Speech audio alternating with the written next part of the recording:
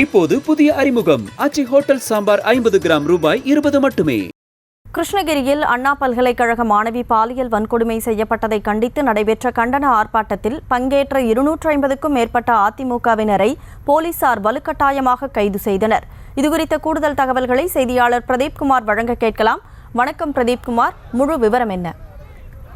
வணக்கம் கனிமொழி. கண்டிப்பாக கிருஷ்ணகிரி மாவட்டம் இன்று கிழக்கு மாவட்டத்தின் சார்பாக சென்னை அண்ணா பல்கலைக்கழகத்தில் கல்லூரி மாணவி பாலியல் வன்கொடுமை செய்யப்பட்டதை கண்டித்தும் தமிழகத்தின் சட்ட ஒழுங்கு சீர்கேடுவை கண்டித்தும் தமிழகம் முழுவதும் இன்று அதிமுக சார்பில் கண்டன ஆர்ப்பாட்டம் நடைபெற்று வருகிறது. இதைத் தொடர்ந்து கிருஷ்ணகிரியிலும் இன்று கிழக்கு மாவட்டத்தின் சார்பாக KP முனுசாமி தலைமையில் கிருஷ்ணகிரி பேருந்து நிலையம் அருகே இன்று கண்டன ஆர்ப்பாட்டம் நடைபெற்றது. இந்த ஆர்ப்பாட்டத்திற்கு KP முனுசாமி கலந்து கொண்டு கண்டன உரை ஆற்றினார்.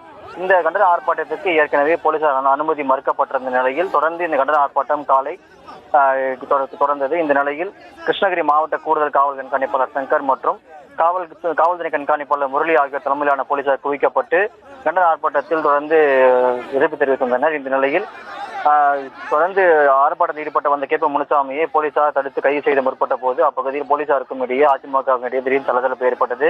இதைத் தொடர்ந்து அதிமுகவினரை போலீசார் கைது செய்ய முற்பட்ட போது அங்கே மைதானத்தில் அமர்ந்து கொண்டு KP முனுசாமி தர்ணா போராட்டத்தில் ஈடுபட்டார். இதைத் தொடர்ந்து போலீசார் அவர்களிடம் இடையே பேச்சுவார்த்தை மேற்கொண்டு திடீரென வலுக்கட்டாயமாக கைது செய்து பேருந்து அழைத்துச் சென்றனர். இதைத் தொடர்ந்து கிருஷ்ணகிரி சட்டப்பேரவை உறுப்பினர் அசோக்குமார் மற்றும் ஊத்தங்கரை சட்டப்பேரவை உறுப்பினர் தமிழ்ச்செல்வன் ஆகிய 250க்கும் மேற்பட்டோர் மீது இந்த ஆர்ப்பாட்டத்தில் கைது செய்யப்பட்டனர்.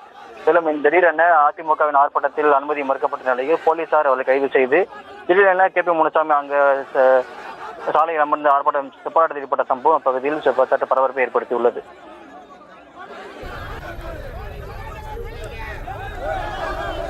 விவரங்களுக்கு நன்றி பிரதீப்குமார். இப்போது புதிய அறிமுகம் ஆச்சி ஹோட்டல் சாம்பார் 50 கிராம் ரூபாய் 20 மட்டுமே.